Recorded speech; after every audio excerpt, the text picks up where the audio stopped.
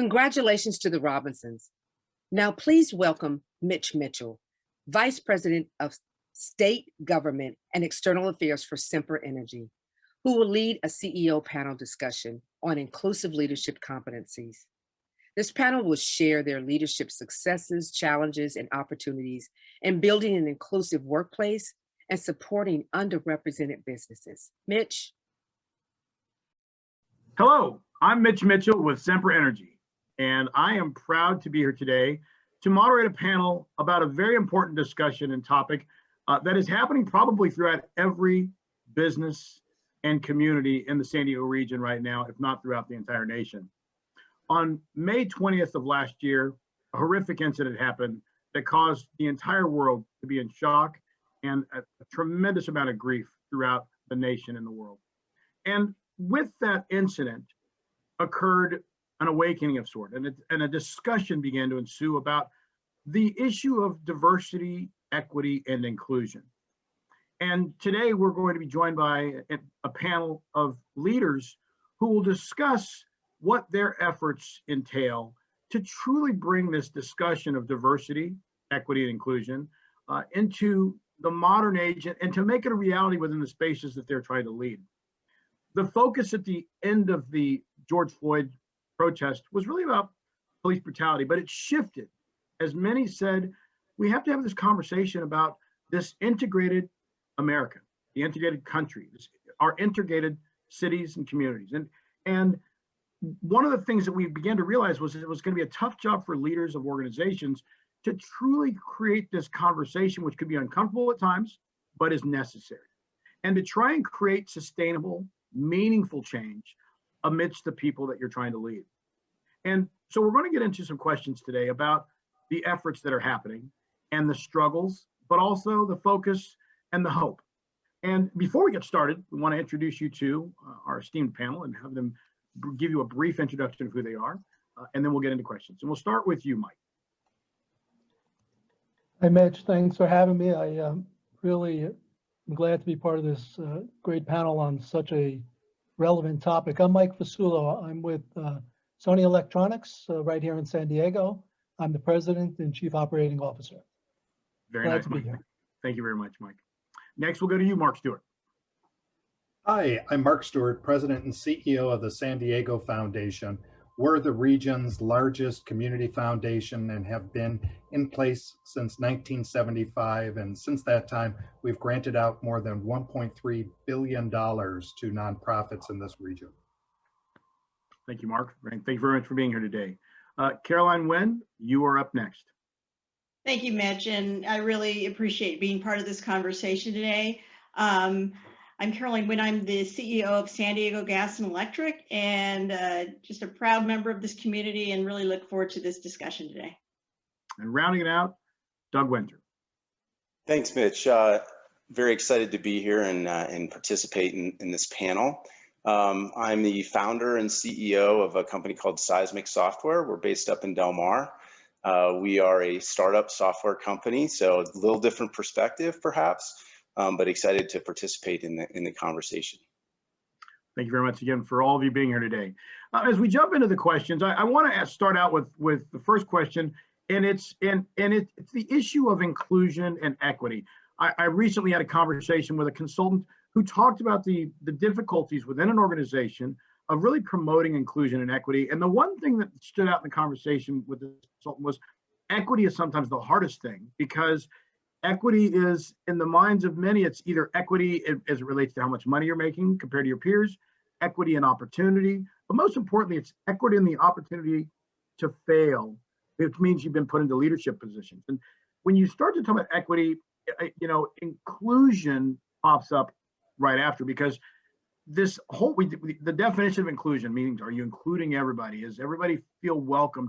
Talk a little bit about what some of the challenges that you have as leaders and CEOs in building a culture of inclusion. And if you want to chime in on the issue of the difficulty of explaining equity, you can. And we'll start with you, Mike. Great, thanks, Mitch. It's a loaded question. There's a lot to cover there. Let me take equity off the table from a compensation point of view, because we have equal pay for everybody. And we actually look at it twice a year throughout the entire organization. And you could imagine what an undertaking it is, but it's quite important to make sure that we are paying everyone equally, regardless of anything diversity related. I think the area that I want to talk a little bit more about is the area of culture, right? Because culture doesn't happen overnight, and it's very difficult, any culture you're trying to drive, to be consistent in getting that culture throughout your organization, hence inclusion and engagement. With regard to culture, look, we're a 75-year young company, obviously owned by a Japanese conglomerate. So we've been dealing with diversity for decades, diversity on a global scale. But here in North America, for the Sony Electronics Group that I lead, I think it takes commitment, and it's a word maybe overused, but not top down only. Obviously, myself and my leadership team have to walk the walk and talk the talk, and really, show that we're committed. But the other part that I found even more engaging and more motivating and inspirational is bottom up. And we've developed a number of employee networks that really drive that culture of inclusion, and particularly as it relates to the events, the tragic events that you were speaking to. We said we call crucial conversations, and we brought the teams together to say it's okay to ask questions. Obviously, respect and dignity always, but if you're uncomfortable, it's okay. Sure. Let's have the conversation.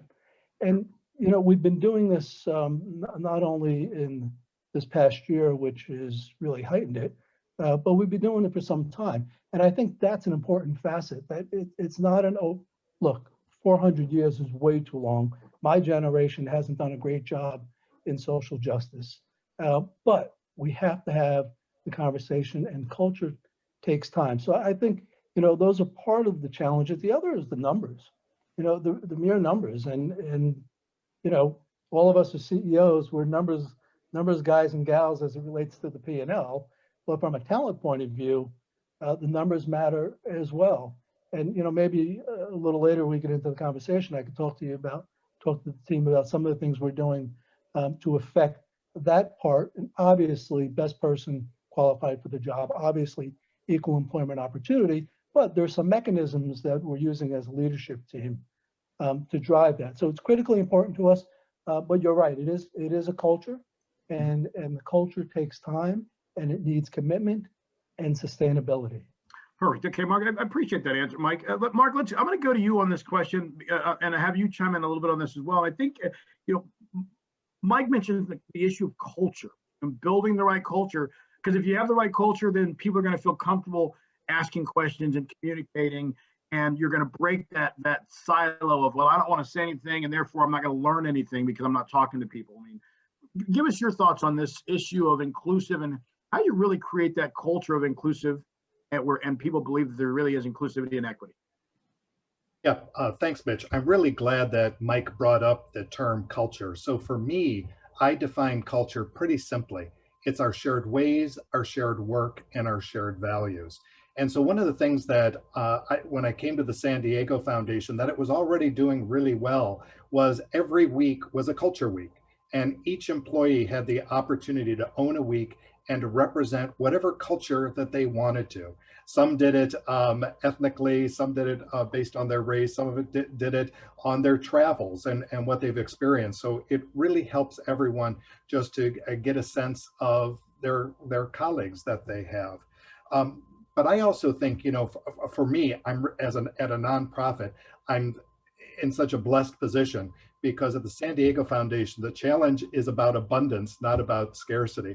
I have a staff that fully embraces DEI and the wish for us to be as anti-racist an organization as possible. And so my biggest challenge is keeping up with their great ideas.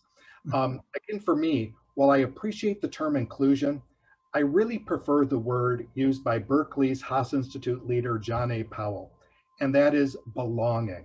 So Belonging, absolutely. if you think about inclusion for a moment, that means others have to join me, or I have to join others welcoming me into their circle. In belonging, we're all doing it together. And I would much prefer that our staff says, I feel like I belong at the San Diego Foundation, as opposed to I feel like I'm included here. So my personal goal is to have a staff that feels passionate for the work, supported to do their best, and they feel like it's a place where they know they belong today and for many years to come. That's a great comment, Mark. That is an excellent comment. And it's something that it's ironic that you brought that up. It's something that the last week and a half, I've been speaking to our CEO about, Jeff Martin, is that sense of belonging. And this next question is going to be for Caroline and Doug, because it ties to this sense of belonging.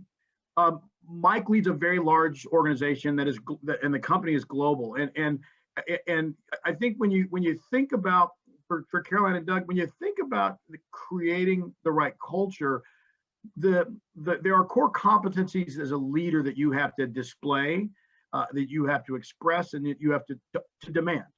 And when you have a large number of employees, you want to hope that they all feel like they belong and they're part of the success of the culture. But it's easier said than done. And so let's talk about the core competencies that you have to have as a leader, especially right now in the face of this almost demand for better, improved cultures that are diverse, really do create this sense of belonging, and there's an understanding of the equity aspects. And so, Caroline, we'll start with you. Think about this from a leadership competency standpoint. What do you have to have?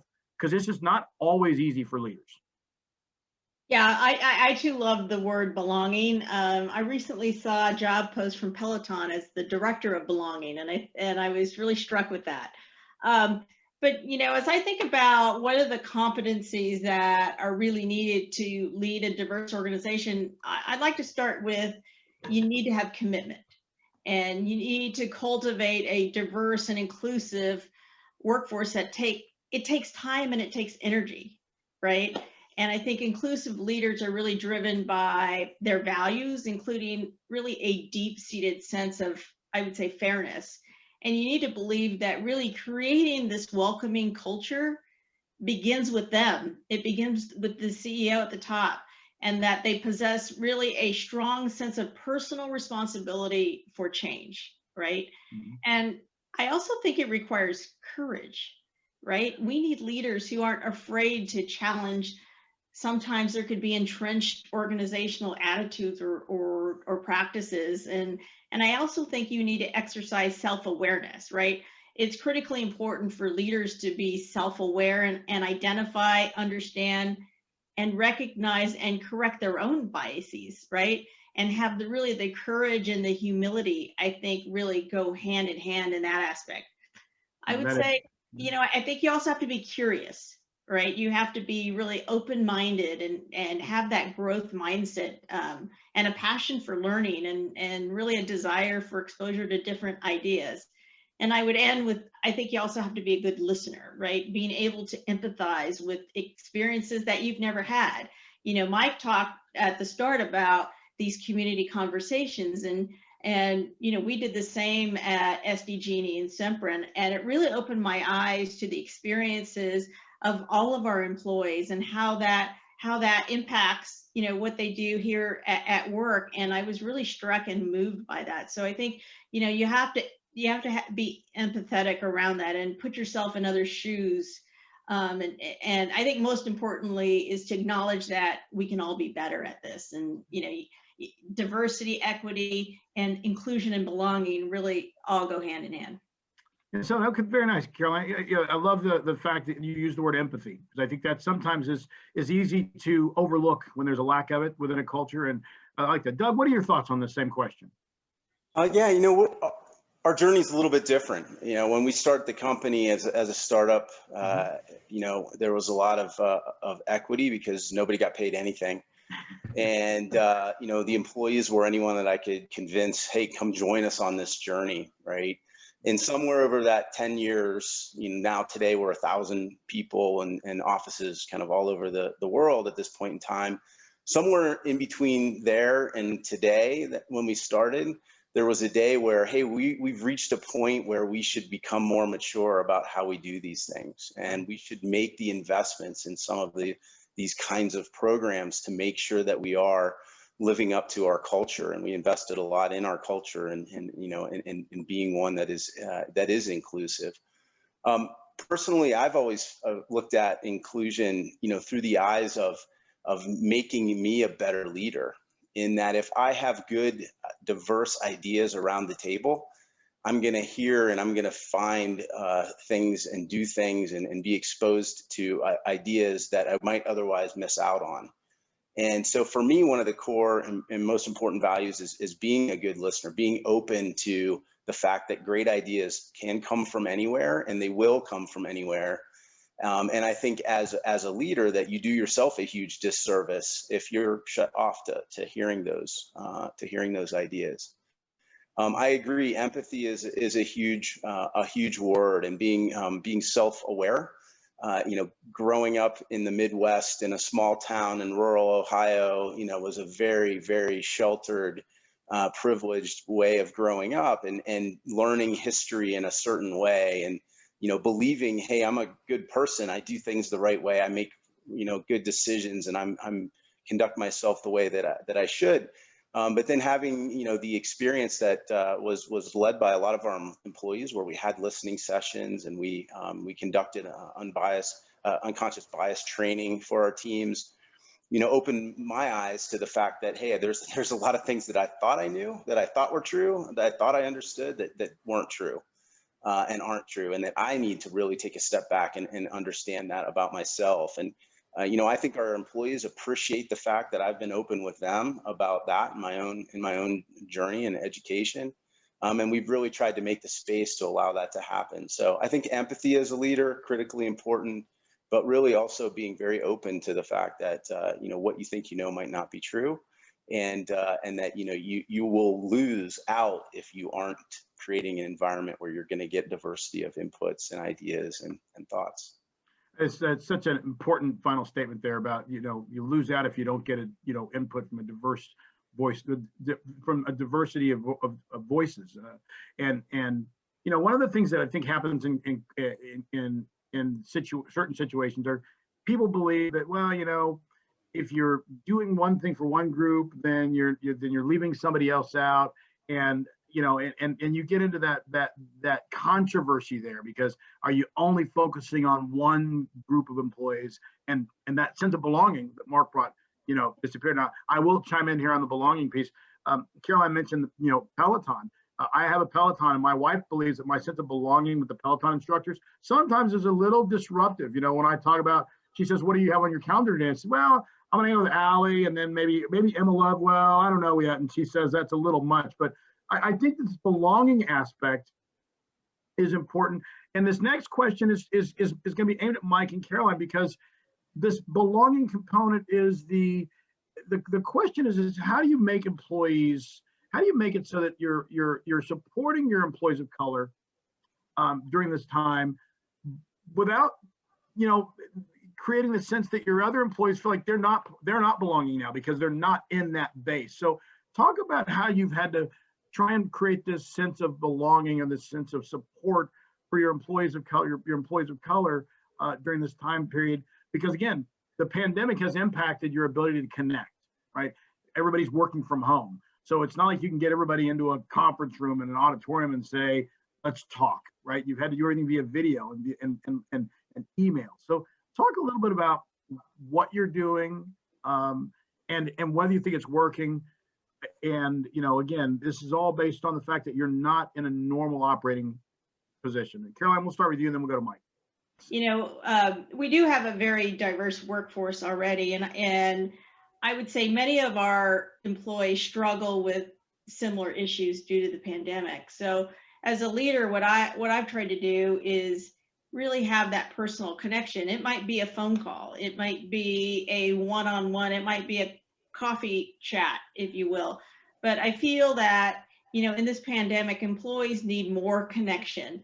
So I've tried to do some of those simple things, even if it's just, you know, calling, calling employees, seeing how they're doing, and understanding that there's a lot of people struggling to keep their kids virtual learned while also do their jobs and be on, 10 Teams meetings a day. So I think an example is needing time off and flexible work arrangements to take care of these small children, right? Managing these distance learnings. I'm blessed because my daughter's 16 and she's self-sufficient, in the virtual learning, but I also know I have team members that have very small children, that have children that are kindergarten, that are trying to virtual learn. So we've tried to create these flexible work arrangements for all employees, because I think that's important, especially for our working parents. And then, I think taking into account also varying life circumstances. We put different variety of programs and protocols in place to help. We have SDG&E resources for working parents and caregivers. We have tutoring reimbursements, the alternate working schedules. And we also try to be very thoughtful to not schedule meetings between 11:30 and 1 p.m. And then, at the beginning, I was back to back with zero breaks. So then we started going to 25 and 50-minute meetings so that you can at least check on the kids, or, just be able to take a quick break before coming back. But I think one of the things we've also done is we've adopted a COVID-19 sick leave policy before it was mandated. So, we gave an extra 80 hours of emergency paid sick leave, and we did that again in 21. And that's been very helpful for people that either had to use it for themselves or they were taking care of, a family member that was sick. So those are just a few things that we've done for all employees. But I think specifically, we've also started a pilot of an employee resource group. So we have our first, Black employee resource group. Mitch and I had the opportunity to formally kick that off yesterday. They've been meeting since this pandemic, and I've had a couple opportunities to interact with them. So it's just been great to be able to have this pilot group, and we, when successful, we plan to, have other employee resource groups form in our company. So that's just a couple things that we've done at SDG&E. Okay, Mike, we'll go to you. I mean, again, you're working from home. Pandemic has impacted your ability to really probably do some of the things you would have done normally in this environment, where you're trying to really connect with your employees of color and create this environment, this culture, while also making sure everybody else felt like they belong. Talk a little bit about that effort. Sure, it'd be my pleasure.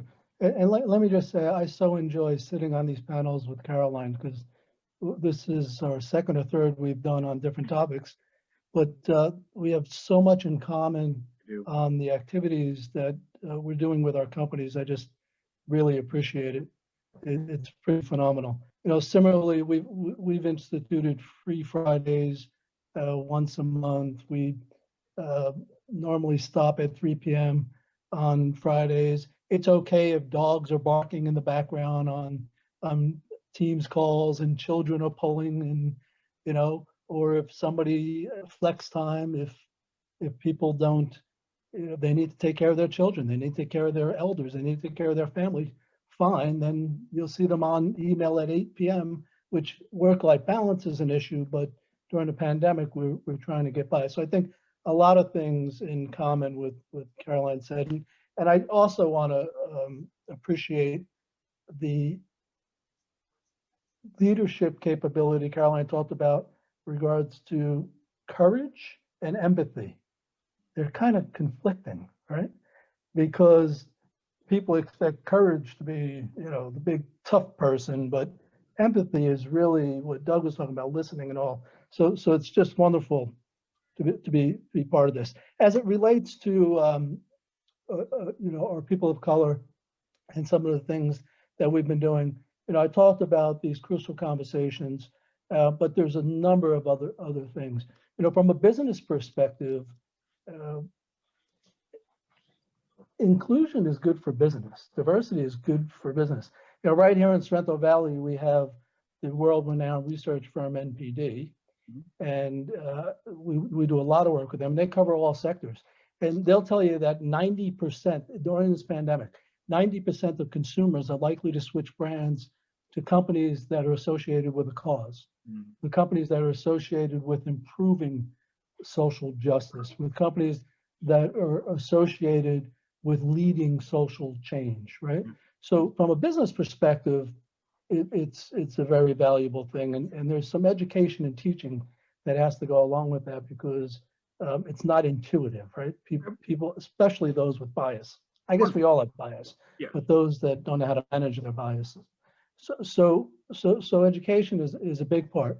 But I thought, I think I mentioned Ujima in the beginning, and this is an employee-led network group for people of color, for African-American people of color, Blacks, Brown, within our company to make it a better environment, but it's not limited to people of color. It's led by people of color, and it's actually a lot of fun.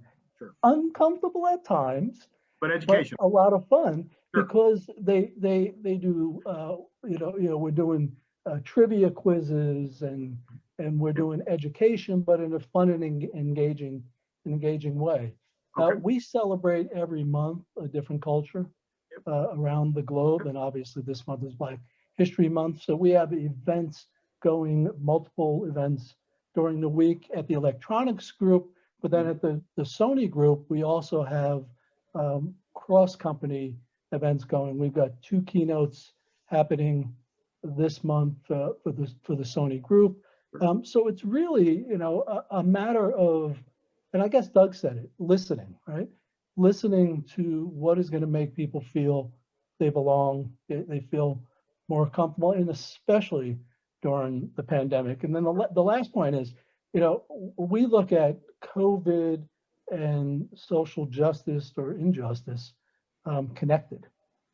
And we've instituted 2 funds globally, 100 million apiece, for both causes.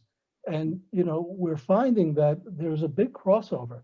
So the socioeconomic issue is real, and we really need to. Somebody else said it, real change. We need to affect real change. Well, thank you, Mike. So we're coming up almost against our time over here, but I'm going to take these last 2 with Doug and Mark. Mark, I'm going to start with you. You heard the last few minutes of comments about what you're doing. Your organization has been phenomenal since the beginning of COVID. And in particular, you focused on the struggle, people who are struggling the most, and you've had a significant overlay of your giving and your focus on people of color and communities of concern. Talk a little bit about that aspect, and then at the end of that, would you agree that what you're doing is truly exemplifying that you're demonstrating that this discussion of diversity, equity, and inclusion isn't just a buzz phrase, but it can really be real. And Doug, I'm going to have you end on that one too, which is what you have to do or keep doing to make sure that this is not just a moment that's going to disappear, but that diversity, equity, and inclusion is a must, not a maybe. So Mark, we'll start with you on what you're doing, and then we'll throw it over to Doug. Yeah, thanks, Mitch. So, I always go back and saw a wonderful video recently from Dr. Bettina Love on the difference between being an ally for racial and social justice and a co-conspirator. Yes. I'm probably, as I think about it myself, and, as CEOs, we've got to think about where are we on this journey. I know I am definitely an ally, but what am I going to do to become that co-conspirator? Sure. And there's a wonderful woman that we're about to hire to be our DEI consultant at the foundation, Beena Patel, who talks about seeking comfort or seeking progress, and saying they're diametrically opposed. So that's kind of that journey we're on, but it's also this intentionality, particularly on my part. What exactly are we going to do? Because words are cheap and actions are what we're going to be measured by. So, as I think about what we've done, as an organization, we now advertise all of our open positions in all the community newspapers, especially the Voice and Viewpoint here in San Diego County. And we've also started bias-free resume review, which is, a lot of work on our HR single person, but, gender, race, ethnicity, all of their markers are kicked out. And now all of our hiring, in the last 10 hires, 50% have been men and women of color. And that's been a chief piece for us. But, in our grant making, We've also put an emphasis on supporting Black, API, and Latinx small businesses with grants to chambers of commerces and those supporting it. We're also going to, and our board just voted on this, we're going to start to put a diversity filter on all of our programmatic grant making. So we wish to invest in nonprofits that are on a DEI journey as a priority. And we're going to be intentional on racial justice and diversity in ourselves, but seeking about that for others. So the other big program, and I know we don't have a lot of time, but the one I'm just so excited about is our Black Community Investment Fund that we co-founded with the Central San Diego Black Chamber. The focus is on generational wealth building. Right now in the country, the average white family has $171,000 in net worth. The average Black family has $19,000 in net worth. So February 22nd, we're going to kick off our Black home ownership program. We've assembled more than $3.5 million to get 50 Black families into their first owned home. So it's going to be a huge lift for them in terms of their down payment and closing costs. But that's just the start. And we know we're in this for the long haul, because to make up 400 years of racism, almost 100 years of redlining in San Diego, this is something that's going to take an awful lot of time, because we need to affect not only practices and policies, but we also have to affect beliefs. Sure. And that's one where I think we're going to be in it for a much longer time. Well, and again, it goes back to my comment earlier about sustainability. I mean, you're trying to create long-term impact that's sustainable. And Doug, you mentioned that you were part of your culture is a byproduct of a startup and finding 1,000. You're now 1,000 of employees, and you're all over the place. But and so that makes it even harder for you at times, probably, because how do you ensure that you're building a culture that is now modeled around the importance of DE&I and making sure it's sustainable and long lasting, and more importantly, becomes a part of your DNA. So whether you're there or not, it's happening. Yeah, I mean, first let me say, Mark, that's really exciting stuff, and congratulations. I'm really excited to hear. I'm learning a lot today too, so it's great to have that opportunity. But Mitch, it's, we have a wonderful history in our country, don't we, of getting all excited about something for a week or so. Exactly. Maybe a week's a long time, actually, these days. Yeah. Well, just a couple of days. You're right. We move on to the next thing. And look, I think it's encouraging that, all these months later, since the murder of George Floyd, we're still having conversations like these. To me, that's encouraging. But I'm also self-aware enough to know, as a company, it's really easy for us, as we're fighting for survival and fighting for that next step of growth, to lose track of this. We were on the journey, prior to last year. We had organically formed a DE&I council that was moving along. It was, all volunteers on the team from different parts of the organization. They were making recommendations. They were doing lots of meetings and had a lot of good intent, but it was difficult to kind of see this sustained progress. When the murder of George Floyd happened in the following, events, we made space for our employees. We had the opportunity to have listening sessions. We did training around unconscious bias for the managers, for all the employees. We have since hired a full-time DE&I leader at the company, which is a pretty significant investment for us at our size and our scale, because we feel like that's the way that we're going to be able to keep ourselves accountable, is by having, making sure that there is sustained progress and someone who's thinking about it, 24/7, and can keep all of the right wheels moving in the right direction. We've made Juneteenth a permanent holiday for the company. We did that last year, and I was amazed to learn the history, and at the same time baffled that somehow it wasn't a holiday for the country yet, and how many of us had no idea the importance of it. So we're taking some steps like that, I think it's something we have to keep our guard up. It'd be very easy for us to slide backwards again in the, days where we're all distracted with a million other things, and the very real impact of COVID and the pandemic on the economy and on individuals. So it's a big challenge, but one we're committed to. You know, it's this next question is that I'm going to have each of you answer. Is a good addition to what Doug said. Again, normally we move on. We live in a culture where we move on. You know, it's a day discussion, it's a 3-day discussion, but what we have approaching us is this coming up in May, and there's gonna be a lot of questions about what have we done right, or have we done anything, and there's gonna be a big focus on what goes on afterwards. And I guess this next question for you really is, for all of you, is if you think about one thing that you did right, talk about that quickly, and then how do you respond to the question of, you know, we may be even more divided as a nation today than we were in May of last year. What do you do going forward? What do you have to do more of going forward to make sure, again, that you and your organizations truly come together and get closer, that sense of belonging and understanding of the importance of this discussion of diversity, equity, and inclusion? And we'll start with you, Mark, then Doug, then Mike, then Caroline. Thanks, Mitch. If I think back, you know, ever since this day of awakening or reckoning in May with the murder of George Floyd, probably the one thing that we have done right is recognize that we don't have the talents internally to be able to lead us on our DEI journey. We've got lots of great intentions. We just don't have the talent. And that's why we decided that we would look out of our organization to a consultant to be able to help us, so that, again, we're focused on being as anti-racist a community foundation as we possibly can be.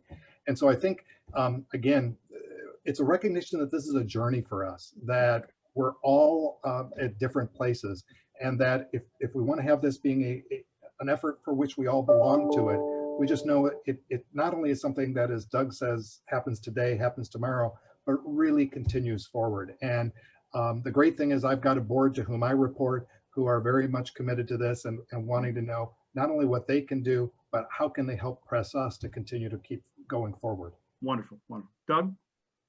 Yeah, I'm proud, I think, as a company, of the way we've genuinely embraced the fact that we need to change and we need to do better. And, you know, it's again, we have a tendency as a society to pay lip service and say all the right things at all the right times, but knowing my team as well as I do, and knowing the various leaders in the organization, there's genuine commitment.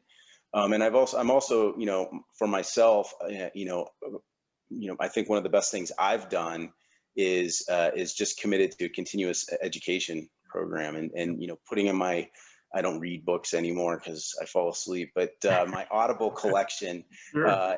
you know, a series of stories and histories and nonfiction that is helping educate me, re-educate me to my own biases and to a view of history that frankly I didn't appreciate and understand or know existed. Okay, wonderful. Thank you, Doug. Mike, what are your thoughts? Yeah, thanks, Mitch. And, you know, a lot of what the other folks have said, I think we're probably, we didn't try to avoid it. We didn't try to wish it went away. Sure. You know, we realized real change is required, and this is a movement, and embrace that movement. You know, you said earlier, how do you avoid it not being a buzzword? Well, sustainability avoids it not being a buzzword. And I think that's true internally and externally, just like we're having this panel in this conversation. Sure. So I'm proud that, you know, we've embraced it from a point of view of, we don't know everything. We need to learn. We need to listen. We need to feel uncomfortable. We need to invest, you know, put your money where your mouth is, internally and externally. And with that, my final point would be a challenge to this group and the San Diego community. You know, when I listen to each and every one of us, we're all doing great things. How much stronger would it be if we got together and shared resources and invested together and really affected change from youth all the way through the organization? So I'll end with that, but thank you, Mitch. Thank you, Mike. And Carolyn, we'll end it with you. You know, what I would say is at STG&E, we've always had a culture of like innovation and continuous improvement and diversity. And I'm an engineer by degree, so I'm always looking at key performance indicators. So I'm looking at our leading wildfire strategy, or I'm looking at our clean energy transition, or I'm looking at 50% of the people at SDG&E are people of color. So I think it's easy to get lulled into that you're doing well. However, society's telling us we need to do better. So I think that's really important. So even though companies think they're doing really well, there is huge room for improvement here. So what I would tell you, the one thing that I think we're doing is, after we had those community dialogues, we developed a racial equity action plan. And it's much like a project plan, if you will. And that's guiding our work to positively impact our culture and really develop a deeper understanding of the issues. So the plan is really built on 5 pillars. It's really built on leading from the top, and a number of activities in there, accelerating engagement. It's based on creating opportunities.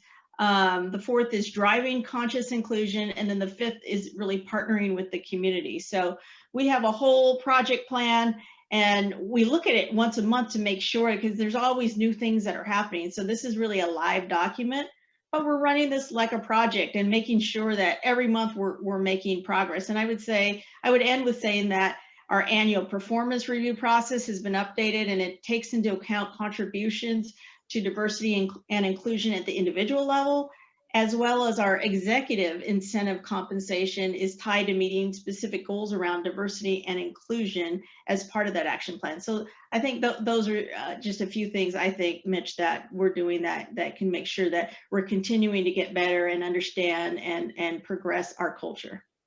Well, I want to say thank you to all of you today. You have been insightful. You've been inspirational. And I think more importantly for anybody watching this and listening to this is you've really set the tone for there's much more to do, but we're off to a good start. And, again, it's easy to get lulled into, well, we spent a year talking about this. Isn't it better? No, it's a journey. And we are starting this journey, and we're going to be stronger together than we are apart. And I would say this in closing. Generally we try and brace for the next bad moment. I think what you guys have all stated is we're embracing the moment, and we're going to prepare for the future and make the future better. And each of you as leaders are to be commended. So thank you very much for joining me today. Thank you for your words and for your leadership. And I look forward to the next opportunity to have this conversation with you. Thank you. Thank you. Thank you, Mitch. And thank you to all of our esteemed panelists. It is now time to begin